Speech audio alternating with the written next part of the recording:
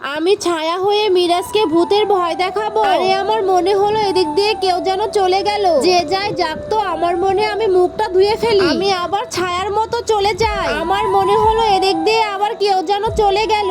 আমি আবার ছায়ার মতো চলে যাই। আরে কে এভাবে বারবার যাওয়া আসা করছে? বাহিরে কেউ আছে দেখি তো। দেখি আমি আফসিনকে আগে ফোন করি। আরে আফসিন, তুই কোথায় আছিস? আরে আর বলিস না, আমার ওয়াশরুমের বাহির দিয়ে কে যেন যাওয়া আসা করছে।